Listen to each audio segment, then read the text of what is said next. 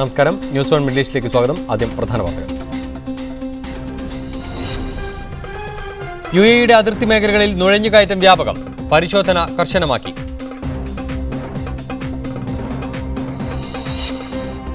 കുവൈത്തിൽ തോക്കുപയോഗം കൂടുന്നു, ആയുധ പരിശോധനയ്ക്കായി പ്രത്യേക സ്ക്വാഡ് രൂപീകരിച്ചു. പൊന്നാനിയിൽ ET മുഹമ്മദ് ബഷീറിന് ഭൂരിപക്ഷം കുറയുമെന്ന് KPA മജീദ്. എങ്കിലും UDF സ്ഥാനാർത്ഥി വിജയിക്കും. കേരളത്തിലെ ഏറ്റവും വലിയ ഭൂരിപക്ഷത്തോടെ മലപ്പുറത്ത് അഹമ്മദ് വിജയിക്കുമെന്നും മജീദ്. ആണിനും പെണ്ണിനും പുറമെ മൂന്നാലിംഗമായി ഹിജ്റകളെ പരിഗണിക്കണമെന്ന് സുപ്രീം കോടതി. മൂന്നാലിംഗക്കാർക്കും തുല്യാവകാശം വേണം. ജോലിയും വിദ്യാഭ്യാസവും സംവരണവും ഉറപ്പാക്കണമെന്നും സുപ്രീം കോടതി. UAE അതിർത്തി മേഖലകളിൽ നുഴഞ്ഞുകയറ്റം വ്യാപകമായതിനെ തുടർന്ന് അധികൃതർ പരിശോധന കർശനമാക്കി. നുഴഞ്ഞുകയറിയ 116 പേരെ 3 ആഴ്ച മുൻപ് പിഴ ചുമത്തി നാടുകടത്താൻ കോടതി വിധി വന്നതിന് തൊട്ട് പിന്നാലെയാണ് വീണ്ടും നുഴഞ്ഞുകയറ്റവും അറസ്റ്റും വാർത്തയായിരിക്കുന്നത്. UAE അയൽരാജ്യമായ ഒമാനിൽ അനധികൃത തൊഴിലാളികൾക്ക് രാജ്യം വിട്ടുപോകാൻ പൊതുമാപ്പ് പ്രഖ്യാപിച്ചിരുന്നു. ഈ അവസരം ഉപയോഗപ്പെടുത്താതെ വർഷങ്ങളായി രാജ്യത്ത് വീണ്ടും തുടരുന്നവരെ പിടികൂടാൻ ഒമാനിൽ ശക്തമായ പരിശോധന തുടരുന്നതിനിടെ 3 ദിവസം മുമ്പ് 600-ൽ കൂടുതൽ അനധികൃത തൊഴിലാളികളെ പിടികൂടിയതായി പത്രങ്ങൾ റിപ്പോർട്ട് ചെയ്തിരുന്നു. ഒമാനിൽ പരിശോധന ശക്തമാക്കിയതിനെ തുടർന്നാണ് ഹത്ത അതിർത്തി വഴി അനധികൃത കുടിയേറ്റക്കാർ രാജ്യത്ത് കടക്കാൻ ശ്രമിച്ചത്. ഇവരിൽ 217 പേരെ 2 ദിവസങ്ങളിലെ പരിശോധനയിൽ ഉദ്യോഗസ്ഥർക്ക് പിടികൂടാൻ സാധിച്ചു. രാജ്യത്തെ 3 ഒമാൻ അതിർത്തികളായ ഹത്ത, ബുറൈമി, കൽബ എന്നിവിടങ്ങളിൽ ദിവസത്തിൽ 50-ൽ കൂടുതൽ നുഴഞ്ഞുകയറ്റക്കാരെ പിടികൂടുന്നുണ്ടെന്നാണ് റിപ്പോർട്ട്. പിഴയും നാടുകടത്തലുമാണ് ഇവർക്ക് ലഭിക്കുന്ന ശിക്ഷ. രാജ്യത്തിന്റെ വിവിധ ഭാഗങ്ങളിൽ രാവും പകലും നുഴഞ്ഞുകയറ്റക്കാരെ പിടികൂടാൻ അന്വേഷണ ഉദ്യോഗസ്ഥർ സജീവമായി രംഗത്തുണ്ട്. അതോടൊപ്പം മരുഭൂമിയിലൂടെ നുഴഞ്ഞുകയറുന്നവരെ നിരീക്ഷിക്കാൻ ഹെലികോപ്റ്റർ സംവിധാനവും ഒരുക്കിയിട്ടുണ്ട്. പിടികൂടിയവരെല്ലാം കടുത്ത സാമ്പത്തിക ബുദ്ധിമുട്ടും ദാരിദ്ര്യവും അനുഭവിക്കുന്നവരാണ്. നാട്ടിൽ നിന്ന് ഒമാനിലെത്തി വഞ്ചിക്കപ്പെട്ടവരാണ് ഇവരിൽ ഏറെ പേരും. നാട്ടിൽ കിടപ്പാടം പോലും ഇല്ലാത്തവരുമുണ്ട്. എങ്ങനെയെങ്കിലും ഗൾഫിൽ പിടിച്ചുനിന്ന് പട്ടിണിക്ക് അറുതി വരുത്താനുള്ള ഇവരുടെ സ്വപ്നമാണ് നാടുകടത്തപ്പെടുന്നതോടെ പൊലിയുന്നത്. Munavar Valanchery, media 1, Ajman. കുവൈത്തിൽ പ്രതിദിനം ശരാശരി 14 വാഹനമോഷണ കേസുകൾ റിപ്പോർട്ട് ചെയ്യപ്പെടുന്നതായി പോലീസ് റിപ്പോർട്ട്. 2013-ൽ 5060 വാഹനങ്ങളാണ് രാജ്യത്തിന്റെ വിവിധ ഭാഗങ്ങളിൽ നിന്നായി മോഷ്ടിക്കപ്പെട്ടത്. വാഹനത്തിന്റെ എഞ്ചിനും മറ്റ് പ്രധാന ഭാഗങ്ങളും അഴിച്ചുമാറ്റിയ ശേഷം മരുഭൂമിയിൽ ഉപേക്ഷിക്കുന്നതാണ് പൊതുവെ മോഷ്ടാക്കൾ സ്വീകരിച്ചു വരുന്ന രീതി. ചില കേസുകളിൽ മറ്റ് കുറ്റകൃത്യങ്ങൾക്കായി മോഷ്ടിച്ച വാഹനം ഉപയോഗപ്പെടുത്തിയതായും സാഹസിക പ്രകടനങ്ങൾക്ക് ചിലർ വാഹനമോഷണം പതിവാക്കിയതായും റിപ്പോർട്ട് വ്യക്തമാക്കുന്നു. കുവൈത്തിൽ തോക്കുപയോഗം കൂടുന്നു. അനധികൃതമായി ആയുധങ്ങൾ കൈവശം വയ്ക്കുന്നവർക്കെതിരെ നടപടികളുമായി ആഭ്യന്തര മന്ത്രാലയം മുന്നോട്ടു പോവുകയാണ്. ആയുധ പരിശോധനയ്ക്കായി പ്രത്യേക സ്ക്വാഡ് രൂപീകരിച്ചിട്ടുണ്ട്. വിവാഹ പാർട്ടികളുടെ ഭാഗമായി വെടിയുതിർത്ത് രസിക്കുന്നത് കുവൈത്തിന്റെ ചില ഭാഗങ്ങളിൽ നിത്യകാഴ്ചയാണ്. മുമ്പൊക്കെ എയർ ഗണ്ണുകൾ മാത്രമായിരുന്നുവെങ്കിൽ ഇന്ന് കലാഷ്നിക്കോവ് തോക്കുകളും അത്യാധുനിക പിസ്റ്റളുകളും രംഗം കൈയടക്കിയിരിക്കുന്നു. കഴിഞ്ഞ ആഴ്ച തോക്കുമായെത്തി ഫിർദൌസ് പോലീസ് സ്റ്റേഷൻ ആക്രമിച്ച സ്വദേശികളുടെ പക്കൽ നിന്ന് വെടിയുണ്ടകളും അത്യാധുനിക റഷ്യൻ നിർമ്മിത റിവോൾവറും പിടിച്ചെടുത്തിരുന്നു. ഇതിന്റെ തുടർച്ചയായാണ് ഇപ്പോൾ സ്വദേശി താമസ മേഖലകൾ കേന്ദ്രീകരിച്ച് ആയുധവേട്ടക്കായി ആഭ്യന്തര മന്ത്രാലയം പ്രത്യേക പോലീസ് സംഘത്തിന് രൂപം നൽകിയിരിക്കുന്നത്. ഉപപ്രധാനമന്ത്രിയും ആഭ്യന്തരമന്ത്രിയുമായ ഷെയ്ഖ് മുഹമ്മദ് അൽ ഖാലിദ് അൽ സബാഹിന്റെ നിർദ്ദേശപ്രകാരമാണ് അന്വേഷണ സംഘത്തെ നിയോഗിച്ചതെന്ന് ക്രിമിനൽ ഇൻവെസ്റ്റിഗേഷൻ ആസ്ഥാനത്ത് ചേർന്ന യോഗത്തിനു ശേഷം ആഭ്യന്തര സെക്രട്ടറി സുലൈമാൻ അൽ ഫഹദ് അറിയിച്ചു. ലൈസൻസ് ഇല്ലാത്ത ആയുധങ്ങൾ പിടിച്ചെടുക്കാനുള്ള സംഘത്തിന് പുറമെ പിടികിട്ടാപ്പുള്ളികളായ ക്രിമിനലുകളെ കണ്ടെത്താൻ മാത്രമായി രഹസ്യാന്വേഷണ വിഭാഗത്തിന് കീഴിൽ മറ്റൊരു സംഘം ഉടൻ പ്രവർത്തിച്ചു തുടങ്ങുമെന്നും വകുപ്പ് മേധാവി പറഞ്ഞു. അതിനിടെ കഴിഞ്ഞ ദിവസം സുലൈബിയിൽ യുവാക്കൾ തമ്മിലുണ്ടായ സംഘട്ടനത്തിനിടയിൽ AK-47 തോക്കുപയോഗിച്ച് വെടിയുതിർത്ത സൗദി സ്വദേശിയെ പോലീസ് പിടികൂടി. വെടിവെപ്പിൽ ഒരു ബിദൂനി യുവാവിന് പരിക്കേൽക്കുകയും ഏതാനും വാഹനങ്ങൾക്ക് കേടുപാടുകൾ സംഭവിക്കുകയും ചെയ്തിരുന്നു. Muneer Ahmed, media 1, Kuwait city. ഉപയോഗിച്ചു കഴിഞ്ഞ സ്കൂൾ പാഠപുസ്തകങ്ങൾ ശേഖരിച്ച് സഹപാഠികൾക്ക് വിതരണം ചെയ്ത് മാതൃകയാവുകയാണ് ഖത്തറിലെ ഒരു കൂട്ടം വിദ്യാർത്ഥികൾ. ഇതിനകം ഇന്ത്യൻ സ്കൂളുകളിലെ മുഴുവൻ ക്ലാസുകളിലേക്കുമുള്ള പുസ്തകങ്ങൾ ശേഖരിച്ച് ഒരു ബുക്ക് ബാങ്ക് സ്ഥാപിച്ചു കഴിഞ്ഞു സ്റ്റുഡൻസ് ഇന്ത്യ എന്ന വിദ്യാർത്ഥി കൂട്ടായ്മ. കഴിഞ്ഞ 4 വർഷമായി ഖത്തറിലെ സ്റ്റുഡൻസ് ഇന്ത്യ പ്രവർത്തകർ ബുക്ക് ബാങ്ക് സംവിധാനവുമായി രംഗത്തുണ്ട്.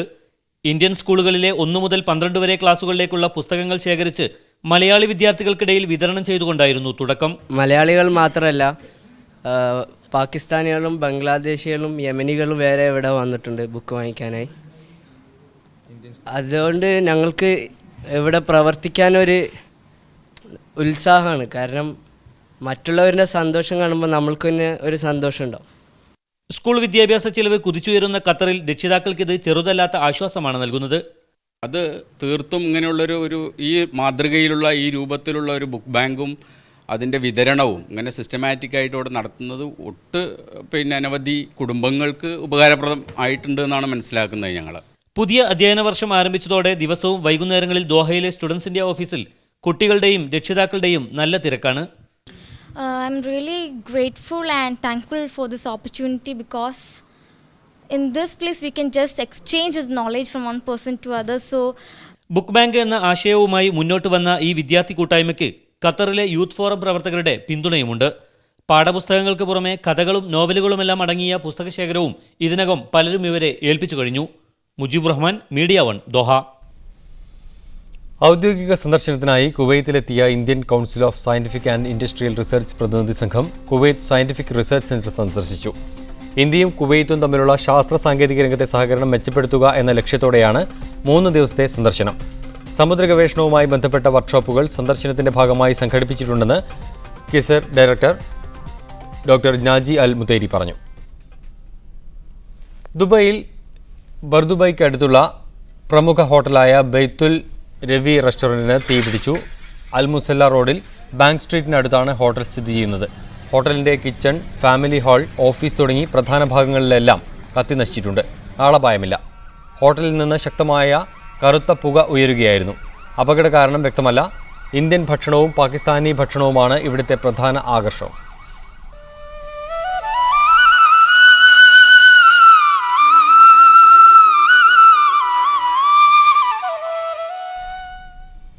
വിഷുവിനോടനുബന്ധിച്ച് കേരളത്തിൽ പച്ചക്കറി വില കുതിച്ചുയരുമ്പോൾ ഗൾഫ് നാടുകളിൽ വിലക്കുറവ് പ്രഖ്യാപിച്ചാണ് വിപണി വിഷുവിന് ഒരുങ്ങിയത്.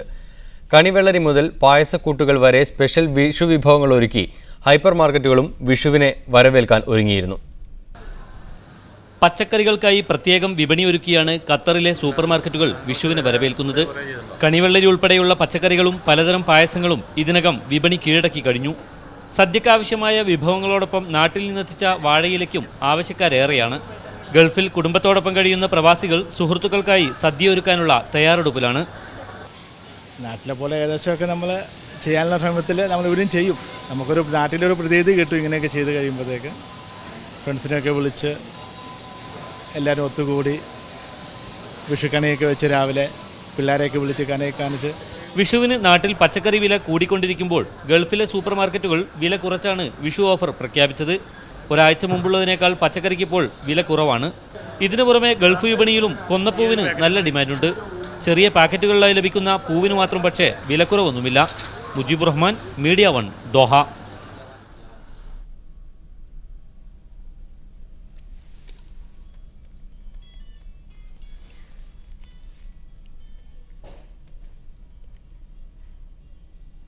ഇന്ന് പ്രവൃത്തി ദിനമായ ഗൾഫ് രാജ്യങ്ങളിലെ പ്രവാസികൾക്ക് വിഷു ആഘോഷത്തിന് പരിമിതികളുണ്ടായിരുന്നു.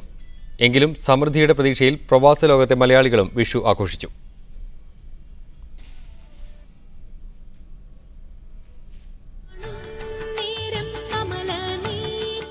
പ്രവൃത്തി ദിവസത്തിന്റെ എല്ലാ തിരക്കുകൾക്കിടയിലും വില്ലകളിലും ഫ്ളാറ്റുകളിലും വിഷുക്കണി കണ്ടു തന്നെയാണ് പ്രവാസികൾ ഇന്നത്തെ ദിവസം ആരംഭിച്ചത്. കണിവെള്ളരിയും ചക്കയും മാങ്ങയും മറ്റും നേരത്തെ തന്നെ നാട്ടിൽ നിന്നെത്തിയിരുന്നു.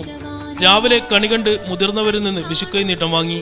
പടക്കമില്ല എന്നത് മാത്രമാണ് കുറവായി അനുഭവപ്പെടുന്നതെന്ന് പ്രവാസികൾ പറയുന്നു. രാവിലെ എണീച്ച് വിഷുക്കണി കാണും, കൈനീട്ടം കിട്ടും. ഞങ്ങൾ നല്ല രീതിയിൽ വിഷു ആഘോഷിക്കാറുണ്ട്. ഞങ്ങൾ സുഹൃത്തുക്കളെല്ലാം കൂടെ ഒത്തുചേരാറുണ്ട്. പരിമിതിയിൽ നിന്നുകൊണ്ട് നല്ല രീതിയിൽ ആഘോഷിക്കാറുണ്ട്. വിഷു വിഭവങ്ങളുമായി സൂപ്പർ മാർക്കറ്റുകളും നേരത്തെ തന്നെ തയ്യാറായിരുന്നു. കണി കാണാനുള്ള പച്ചക്കറികളും വിവിധതരം പായസങ്ങളും മറ്റ് സദ്യയിനങ്ങളുമെല്ലാം സൂപ്പർ മാർക്കറ്റുകളിൽ ലഭിക്കും. അടുത്ത അവധി ദിവസങ്ങളിലായിരിക്കും വിപുലമായ ആഘോഷങ്ങൾ നടക്കുക. ഇതിനായി കാത്തിരിക്കുകയാണ് പ്രവാസി മലയാളികൾ. കണിക്കൊന്നയും വിളവെടുപ്പൊന്നുമില്ലെങ്കിലും പ്രവാസികൾക്കും വിഷു ആഘോഷമുണ്ട്. പ്രവൃത്തി ദിവസത്തിന്റെ എല്ലാ തിരക്കുകൾക്കിടയിൽ നിന്നും ആഘോഷപൂർവ്വം അവർ വിഷു കൊണ്ടാടുകയാണ്. റിയാദിൽ നിന്നും റബി മുഹമ്മദ്, മീഡിയ 1.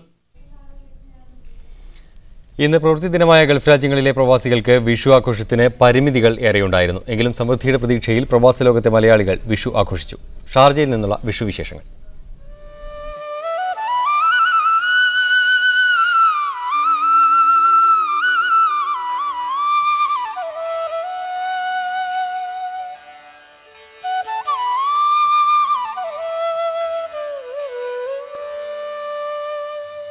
കണി കാണും നേരം കമല പ്രവൃത്തി ദിനമായ ഇന്ന് ഗൾഫ് രാജ്യങ്ങളിൽ പ്രവാസികൾക്ക് എന്ത് വിഷു ആഘോഷമെന്ന് ചോദിക്കരുത്. പരിമിതികൾക്കുള്ളിലും പലരും കുടുംബത്തോടൊപ്പവും സുഹൃത്തുക്കളുടെ കൂടെയും ആഘോഷത്തിന് സമയം കണ്ടെത്തിയിരുന്നു.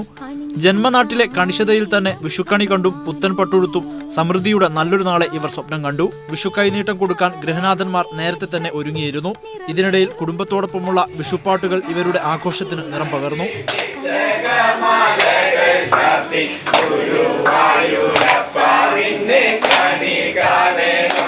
നാട്ടിൽ നമുക്ക് പോകാൻ പറ്റില്ലെങ്കിലും ഇവിടെ കുടുംബാംഗങ്ങളുമൊത്ത് നമ്മളിങ്ങനെ ഒരുമിച്ച് കൂടുമ്പോൾ നമുക്കുണ്ടാകുന്ന സന്തോഷം നമുക്ക് ഒരിക്കലും അത് പറഞ്ഞറിയിക്കാൻ പറ്റാത്ത ഒരു സന്തോഷമാണ്. തൂഷനിലകൾ നിരത്തിവെച്ച് വിഭവസമൃദ്ധമായ സദ്യ വിളമ്പുവാനുള്ള മലയാളിയുടെ വ്യഗ്രത കേരളീയതയോടുള്ള അവന്റെ അടുപ്പം വ്യക്തമാക്കുന്നതായിരുന്നു. പ്രവാസ ലോകത്തെ പലർക്കും ഹോട്ടലുകളിൽ തയ്യാറാക്കിയ സദ്യയിൽ വിഷു ആഘോഷത്തെ ഒതുക്കേണ്ടിയും വന്നു. സമൃദ്ധിയുടെയും സമഭാവനയുടെയും സന്ദേശമാണ് വിഷു നൽകുന്നത്. കേരളത്തിന്റെ കാർഷിക വിളവെടുപ്പോത്സവം ആഘോഷിക്കുന്ന പ്രവാസ ലോകത്തെ കുടുംബങ്ങൾക്കും ക്യാമറമാൻ യൂസുഫ് അലിക്കുമൊപ്പം ഷാർജയിൽ നിന്നും ഹാരിസ് അരിക്കുളം, മീഡിയ 1. ദമാമിലെ പ്രവാസി കുടുംബങ്ങളുടെ വിഷുവിശേഷങ്ങളും കേരളത്തിലേതുപോലെ തന്നെയാണ്. ഐശ്വര്യസമ്പൂർണ്ണമായ നല്ല നാളേക്കായുള്ള പ്രതീക്ഷയിലാണ് ഇവിടുത്തെ പ്രവാസികൾ. ഐശ്വര്യത്തിന്റെ കാണിക്കയുമായി എത്തുന്ന പുലരിയിൽ ദമാമിലെ പ്രവാസികളും സമൃദ്ധമായ നല്ല നാളുകൾ സ്വപ്നം കണ്ട് കണികണ്ടുണർന്നു.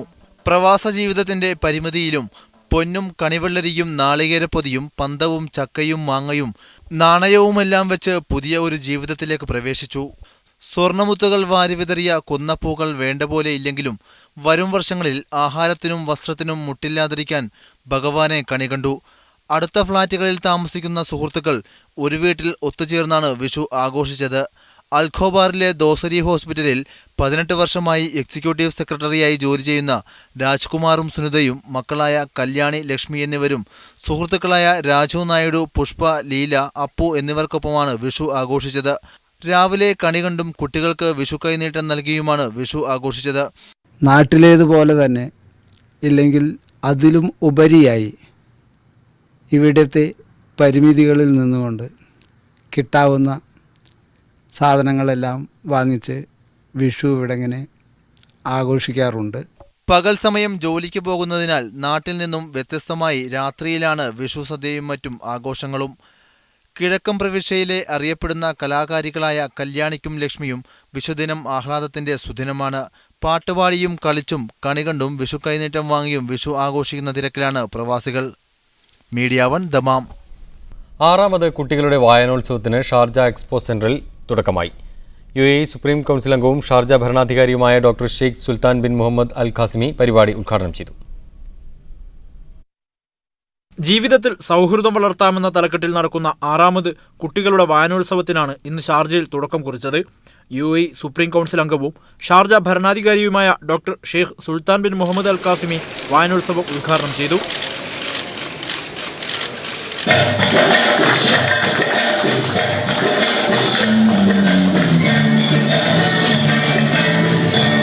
വായനോത്സവത്തോടനുബന്ധിച്ച് 1001 കണ്ടുപിടുത്തങ്ങൾ എന്ന തലക്കെട്ടിൽ നടക്കുന്ന പ്രദർശനമാണ് ഏറ്റവും ശ്രദ്ധേയം. ശാസ്ത്രലോകത്തിന് ഇസ്ലാമും പണ്ഡിതന്മാരും നൽകിയ ഒരുപാട് കണ്ടുപിടുത്തങ്ങളെയാണ് ഇതിൽ വരച്ചു കാണിക്കുന്നത്.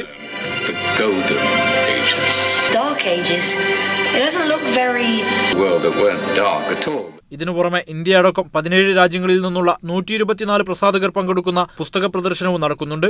11 ദിവസം നീളുന്ന മേളയിൽ വ്യത്യസ്തങ്ങളായ 1694 പരിപാടികളാണ് നടക്കുക. കുട്ടികളുടെ സർഗാത്മകമായ കഴിവുകൾ പ്രദർശിപ്പിക്കുവാനും മറ്റുള്ളവരുമായി ആശയവിനിമയം നടത്താനുമുള്ള അവസരങ്ങളും മേളയിൽ ഒരുക്കിയിട്ടുണ്ട്. വിവിധ രാജ്യങ്ങളിൽ നിന്നുള്ള നിരവധി ചിന്തകരും എഴുത്തുകാരും വായനോത്സവത്തിൽ വരും ദിവസങ്ങളിൽ വിവിധ സെഷനുകളിൽ പങ്കെടുക്കും. മീഡിയ 1